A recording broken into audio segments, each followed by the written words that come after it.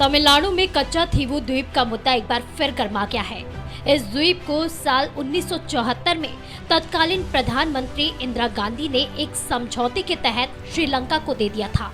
अब इस द्वीप से संबंधित जानकारी और दस्तावेज तमिलनाडु के भारतीय जनता पार्टी के अध्यक्ष अन्नामलाई ने आरटीआई के जरिए इकट्ठा किए हैं। इस आरटीआई से पता चलता है कि ये द्वीप भारत के अधीन आता था, लेकिन बाद में इंदिरा गांधी ने इसे श्रीलंका को दे दिया था। दस्तावेजों से ये भी पता चलता है कि ये द्वीप भारत से 20 किलोमीटर की दूरी पर है और इसका आकार 1.9 वर्ग किलोमीटर का है। ज्वालामुखी होने के कारण इस पर कोई रहता नहीं है, लेकिन यहाँ एक चर्च है और इसके अलावा इसका इस्तेमाल मछुआरे भी किया करते थे। भारत की आजादी के बाद से ही श्रीलंका इस पर अपना दावा करता रहा।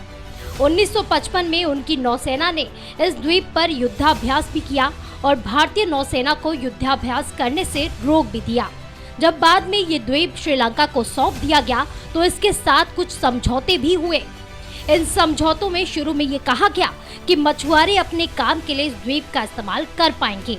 इसके अलावा इस द्वीप पर बने चर्च में भारतीय बिना वीजा के आ जा सकेंगे। लेकिन बाद में 1976 में हुए एक और समझौते में ये कहा गया कि भारतीय मछुआरे मछली पकड़ने वाले जहाज को लेकर श्रीलंका के एक्सक्लूसिव इकोनॉमिक जोन में नहीं जा सकते। पीएम मोदी ने अब कच्चा थीवु द्वीप मुद्दे के जरिए कांग्रेस और डीएमके पर निशाना साधा है। पीएम मोदी ने कांग्रेस पर हमला बोलते हुए कहा कि कच्चा थीवु द्वीप सुरक्षा की दृष्टि से काफी महत्वपूर्ण है। देश आजाद हुआ तो ये द्वीप हमारे पास था, लेकिन कांग्रेस ने 4-5 दशक पहले महाभारत का ये अंग काट दिया, भारत से अलग कर दिया। भारत के मछुआरे जब मछली पकड़ने जाते हैं तो उन्हें यहाँ गिरफ्तार कर लिया जाता है। पीएम मोदी ने इस मुद्दे पर डीएमके को घेरते हुए कहा कि विवाद उठाना अलग बात है, लेकिन तमिलनाडु के हितों के लिए डीएमके ने कुछ नहीं किया। इस मुद्दे पर डीएमके ने दोहरा रवैया अपनाया है। दरअसल एक रिपोर्ट में ये खुलासा हुआ है कि इंदिरा गांधी ने कच्चा थीवु द्वीप को श्रीलंका को देने से पहले करुणानिधि से सहमति ली थी। पीएम मोदी के हमले के बाद कांग्रेस ने पीएम मोदी के बयान को उनकी हताशा बताते हुए कहा कि तमिलनाडु में बड़ी हार से बचने के लिए पीएम नरेंद्र मोदी इस तरह के हथकंडे अपना रहे हैं।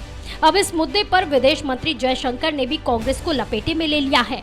उन्होंने कहा कि ये मुद्दा अचानक नहीं आया, बल्कि सरकार इस मुद्दे पर लगातार ध्यान दे रही है। उन्होंने आगे कहा कि ऐसा किसने किया, इसे इतने सालों तक किसने छुपा कर रखा, जनता को ये सभी जानने का अधिकार है।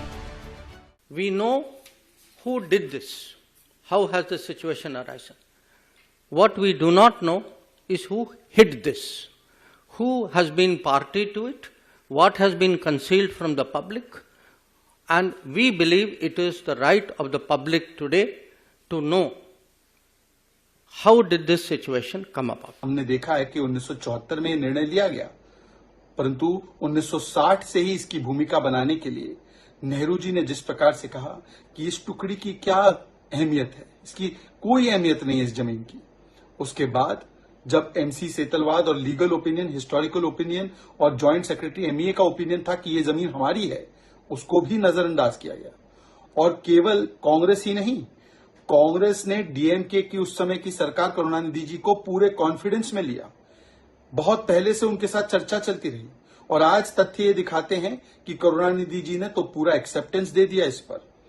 जो केंद्र के ऑफिशियल्स गए थे उनसे मिलने, उन्होंने तो ये भी बताया कि केवल ये नहीं स्पष्ट होता है कि हु डिड इट, आज तो ये भी स्पष्ट होता है कि हु हिड इट, क्योंकि करुणानिधि जी ने बताया उनसे कि पब्लिक रिएक्शन आएगा तो मैं गारंटी लेता हूं कि इसको मैं बहुत ही कम कर दूंगा ताकि इससे कोई बवाल ना मचे। तो देखिए, Congress did it, DMK hid it, दोनों ने मिलकर, दोनों प्राथमिकता देते हैं परिवार को। फर्स्ट फैमिली सोच रखने वाले लोगों ने नेशन फर्स्ट को नहीं सोचा और देश के टुकड़े करके उसको दे दिए। और तमिलनाडु के मछुआरों का, उनकी जिंदगियों को बर्बाद करने के लिए ये दो पार्टी जिम्मेदार है। कच्चा थीवु द्वीप पर जिस तरह खुलासे हो रहे हैं, उससे ये साफ है कि डीएमके और कांग्रेस की मिलीभगत से ये द्वीप भारत के हाथों से निकल चुका है, जो कि तत्कालीन कांग्रेस सरकार की अदूरदर्शिता को दिखाता है।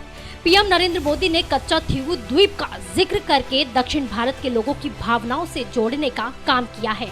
Bureau report, AMV network.